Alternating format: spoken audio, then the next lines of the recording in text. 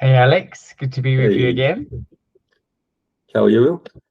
Yeah, good, good. So this is going to be our third episode in our little video stroke podcast around decision making and the book that you're writing, helping you progress that. So excited to be here today. I understand we're going to talk about expected values.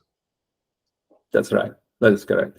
And yeah, thank you again for doing this, and it helps a lot. Just to reiterate what we discussed previously, and those recordings available on YouTube, or you can ask us if you want to review them. So the main idea is you shouldn't be result oriented as a person, as a team, as an organization, because results are driven by luck.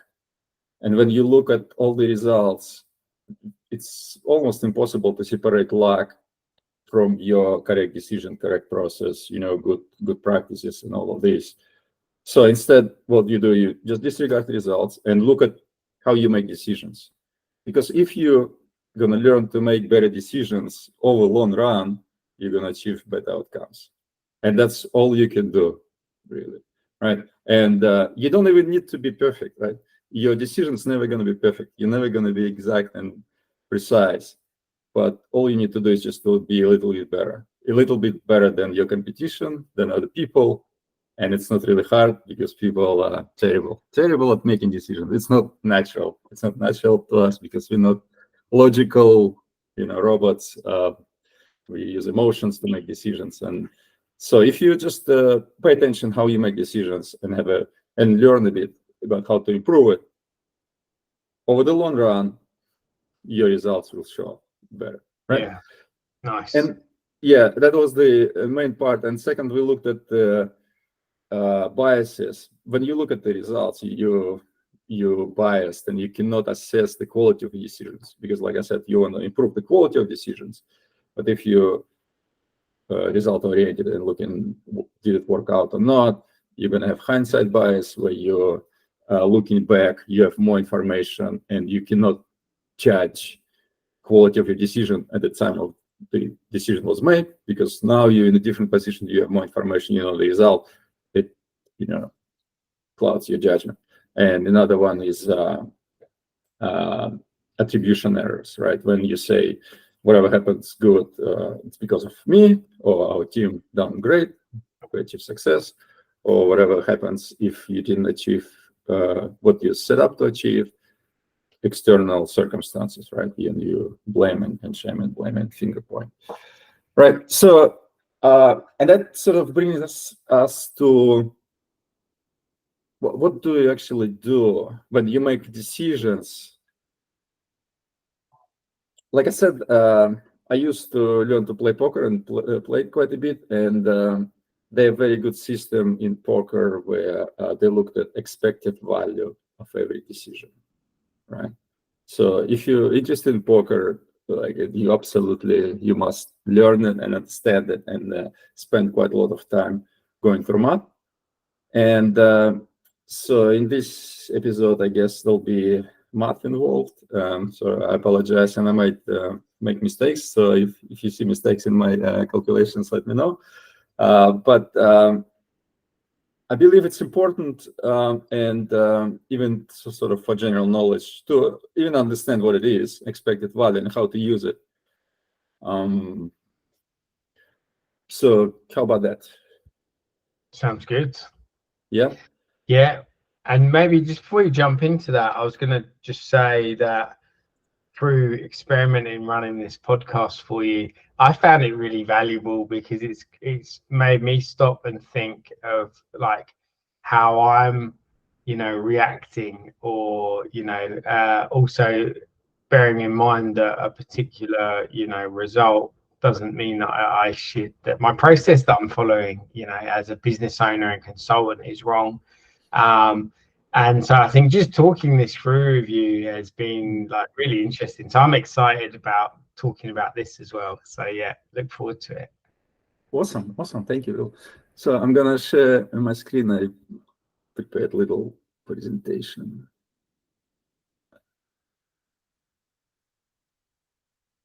All right. So like I said, the best approach is to look at through like a gambling problems, like in gambling, in like sports betting or poker or any game of kind of chance. It's the best playground to look at the expected value. And sort of expected value,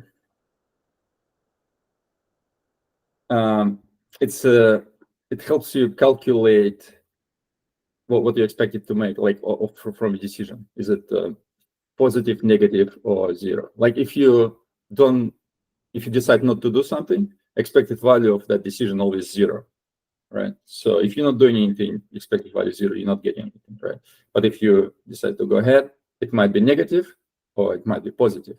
And big expected value means you're going to get more out of your decision, and you always should strive to improve your expected value, right? So, and if we start with examples, like simplest one is the coin flip, right? If you flip a coin and it's a fair coin, 50% chance of winning, and depends how much you bet on the flip. Let's say you bet whatever in my $10, right? You bet $10, I bet $10. We flip, you win, I lose. Then we flip again. Doesn't matter who wins, but expected value gonna stay the same. And let me show you calculations. So we say there are two outcomes possible: you win or you lose. When you lose $10, right? And the probability of loss is 0.5, right? 50% of time. So we put this in calculation. Can you see my cursor? Yeah, that's the losing part. Winning part, you win $10, and the probability 50%, and then you calculate them. It's going to be -5 and +$5, and altogether it's going to be zero. And we all know, like, if you flip the coin long enough, you're never going to win or lose because it's a fair coin, and the chances of winning the same. So pretty much in this case, it's irrelevant if you want to flip or not, because if you're not gonna go with decision to participate in this game, your expected value is zero. If you actually participate, expected value is still zero. So from this mathematical point of view, it doesn't matter if you do it or not. You're not gonna get anything, theoretically. Even though in actual results you might win $10 or lose $10, but still expected value is zero. Did I explain it well, or do you have any questions? Yeah, makes sense. Yeah, for sure. Makes sense. Yeah. Cool. So we go a bit further, maybe more interesting. Let's say your friend who offered you to flip the coin really wants to do it, and he said, okay, I'm gonna bet $11 against your $10, right? So what's happen in this case? So now we can lose only $10, but we can win 11, right? And that's we put this in our formula. So again, we lose $10 with probability of 50%, and we win $11 with probability of 50%. And then that's the math, and it gives us expected value of positive 50 cents, right? So straight away, if you read this book, Thinking Fast and Slow, and usually people using the system one thinking fast logic say, oh, I'm going to win $1 every time I flip, I win $1. No, you're not going to win $1. You only win 50%, 50 cents, right? Expected value is not $1, it's 50 cents because it's probability of winning only 50%, right? Oops, and I... Sounds like a good friend to have. Yeah, exactly. But thing is, most likely your friends are not logical, right? Nobody thinking in these terms unless you're a very good poker player, right? But it's and people just want to gamble. Yeah. Whenever my son wants to do a bet with me, he says, like, if I if I score 3 goals against you, you buy me some V-Bucks or something. But if he loses, he never gives me any money. So I don't know why I keep agreeing to these bets. But hey. Yeah, now you can calculate expected value of that. Yeah, good idea. Homework for him. Yeah. So like I said, in reality, you're gonna lose $10 or win $11, but your expected value is 50 cents, and that's what you take into consideration before deciding to participate or not. Yeah, and that's what kind of not being focused on results kind of means, right? You just look at 50 cents and I say, okay, every time I flip this coin, I win 50%. Doesn't matter outcome. You know, I might lose $10, but in my mind, I won 50 cents because my decision made me 50 cents, even though in reality I lost $10. So yeah, it's like mathematically probable that you're gonna get a return on your investment, I guess. You know, participating. Yeah, that's it. Yeah. All right. Now we go trying to away from like coin flips. Let's say lottery, right? Lottery ticket cost $1. I don't know, like I don't play lottery, so I'm not sure if it's real or not, but it's just imaginary scenario, right? $1, 1 in a million, 1 in 10 million chance to win $1 million, right? And usually, like when you don't go into math, you say, "Oh, it's awesome! For $1, I can get $1 million," right? Obviously, not everyone gets it, but some people do, and people win every time. All the time, right? And then you look at the examples. Oh, people are winning. I want to win as well, so I pay $1 is not much with $1 million. Again, we just can put everything in the expected value calculations, and we know that sort of on winning side, we're going to win $1 million, but that's the probability of winning, just 1 in 10 million, right? 1 in 10 million. So our probabilities on both sides, winning and losing together, is 1, right? They're 100%. So we take out from probability of winning from 1, and we get this probability of losing, right? And we're gonna lose $1, right? And then we calculate, and then EV is gonna be 0.9, right? So what it says, every time you buy lottery ticket in this scenario, right? No, not in reality. In this scenario, you lose 90 cents. Yeah. And again, the way I think about this, I lose 90 cents the way at the time I pay for ticket. So lottery is not happened yet. I don't know if I'm gonna win or lose. Okay. But that 90 cents I lost at the time of purchasing ticket. Straight away, right? Yes. So your ticket's only really worth 10 cents to you. Yeah. No. I paid $1. Yeah. But I lost 90 cents. Okay. Yeah. Okay. Yeah. So if someone came to you and said, "I'll buy your ticket off you, Alex, for 20 cents," would you sell it to them? So the value of the ticket is 10 cents. Yeah. Every the sort of. Yeah. This I know this is just an example, but these are quite good lottery odds. In the UK, I remember when they first started the lottery, it was a chance of 1 in 75 million. So if my calculations were correct back then, if it rolled over and it got to a certain amount, I think it was well, I have to do the maths now. I was thinking 120 million, but now I'm not sure. It was almost like there was a point in which it was good value to actually buy a ticket. Then they changed it. I can't remember how. I think they put the price up, maybe even put an extra number in. I can't remember, but completely killed the odds. So it's like, nah, I'm not playing that anymore. Waste of time. So yeah. Yeah, that's right. Yeah, waste of money. Like I said, it's not all. It doesn't mean all lottery is bad. Like you said, if there's like jackpot or something growing, and they, if this winning. Instead of $1 million, you get like 100 million. I don't know what's the math. You put it in the calculation, and at some point it might become profitable.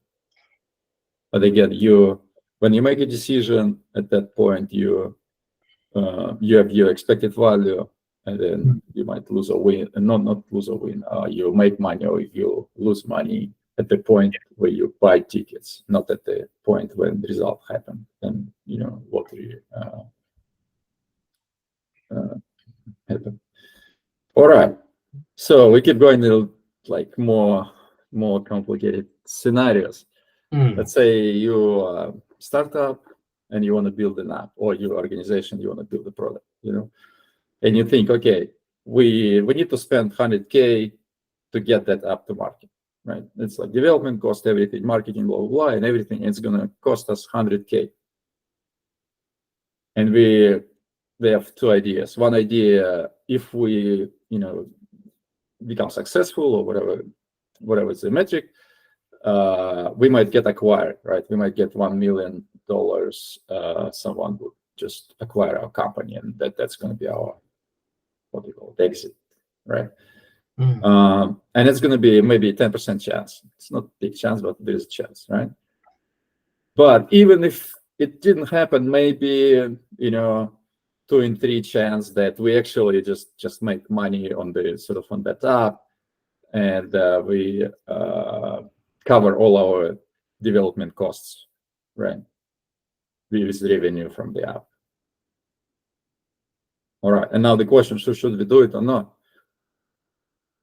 And it's, when you look at it without calculations, it's pretty hard to judge. It's kind of getting more real world scenarios that they're usually very hard to think if you should do it or not, because there are two sides to every decision. There are costs and there are benefits. You need to put them together. There might be multiple outcomes, and every outcome would have a different probabilities of that event occurring. So you need to put it all together, and again, it's not hard. So that's the formula. Let's say we make $1 million in 10%, with 10% probability, right? That's one outcome. The second outcome is we lose our initial investment, right? $100K.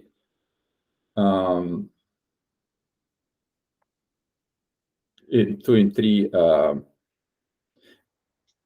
Okay. So let me say it again. Actually, 3 outcomes, right? We have 3 outcomes. One, we get $1 million from investor or whatever purchasing. Yep. Another one, we recoup our losses with 2 in 3 probabilities, and there's 1 in 3 that we just kind of lose that $100K. Right? Okay. Yeah. Yeah. So when we take that positive outcome, $1 million gain, and we, on the plus side, on the minus side, we say, okay, we're going to lose 90% chance. I'm not sure if my math is wrong or what. Maybe that should be 66, maybe? Yeah, that's 66 is here. Yeah, maybe I need to think about this now. Can you help me out? I'm confused by this. So we need to look at 3 scenarios, and okay. So because they all need to combine to 100%. So we have 0.1 on one side, so we have 0.9 on the other side, right? Together they're going to give us 100%. I see. That's where 9.9 comes from, right? Cool. And then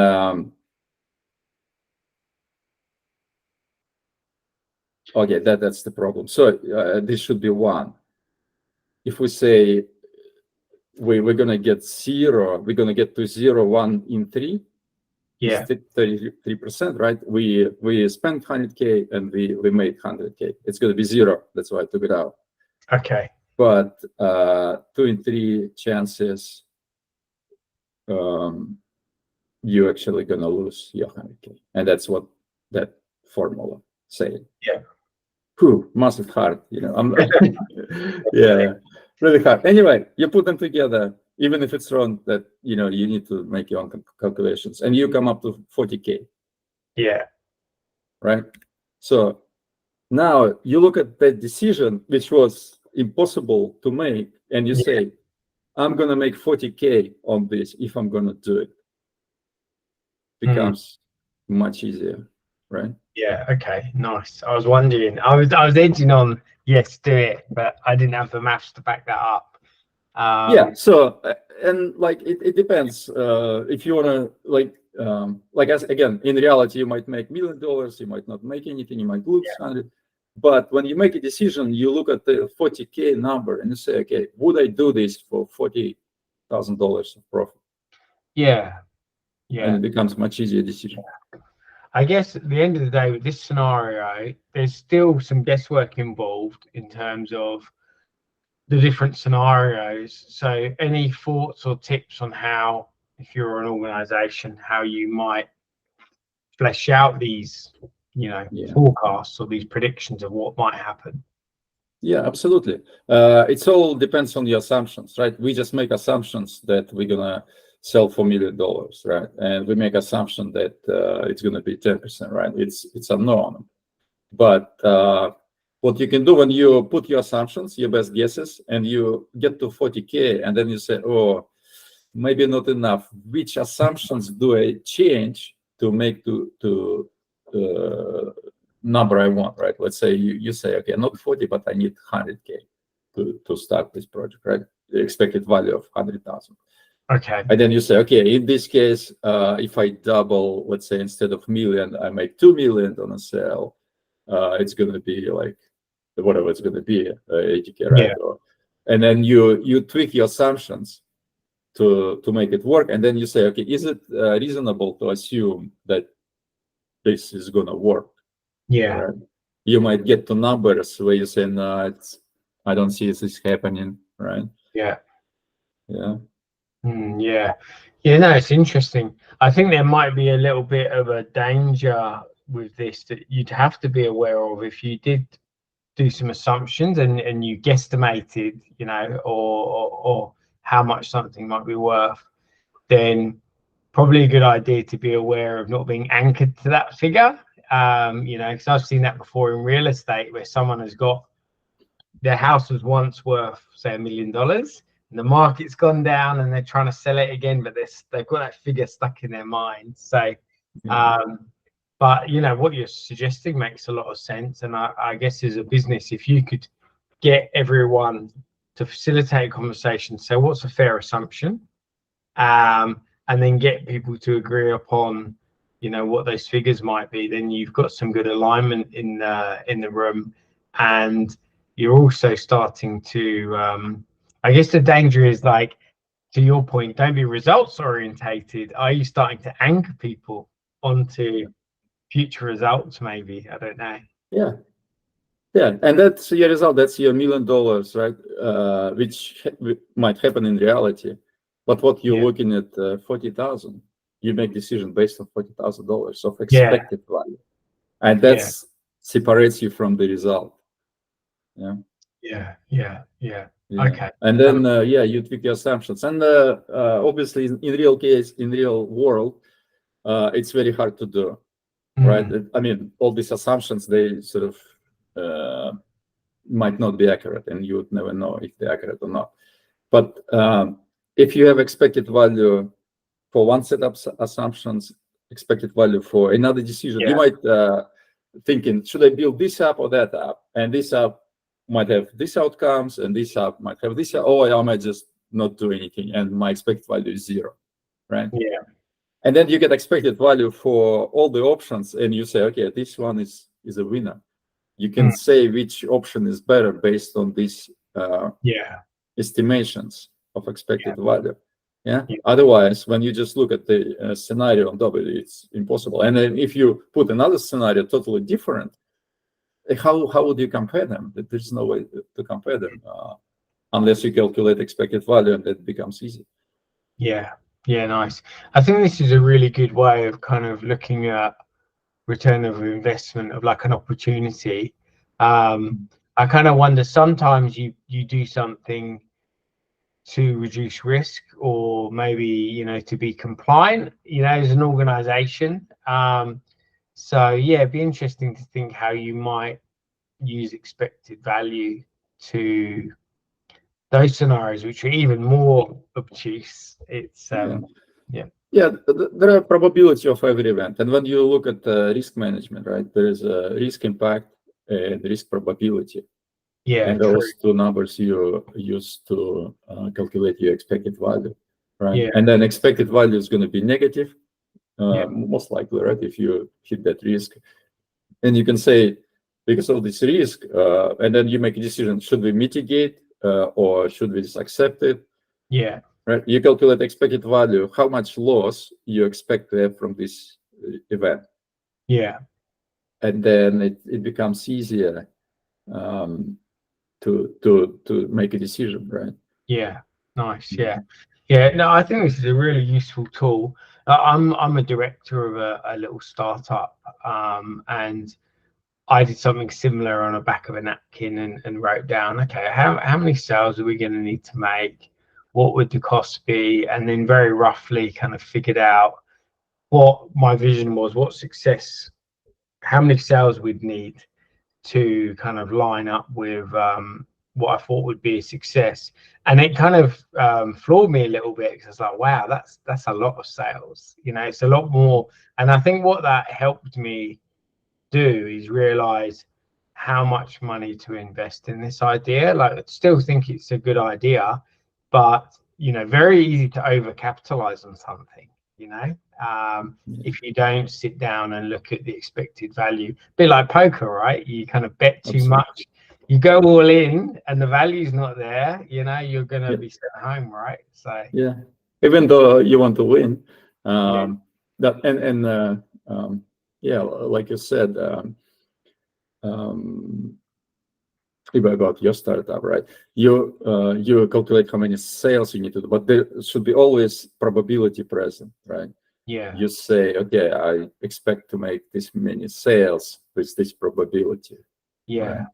Yeah. So it sort of forces you to bring probability into considerations, and then kind of,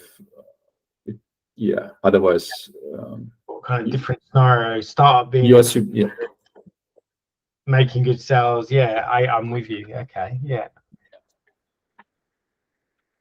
Nice. Oh, cool. That's all I wanted to discuss, and I apologize for these problems, and might be heavy on the month. And in reality, like I said, you might not gonna do it unless you're playing poker. If you're playing poker, you need to do it like all the time, every day, and be very good at it, right?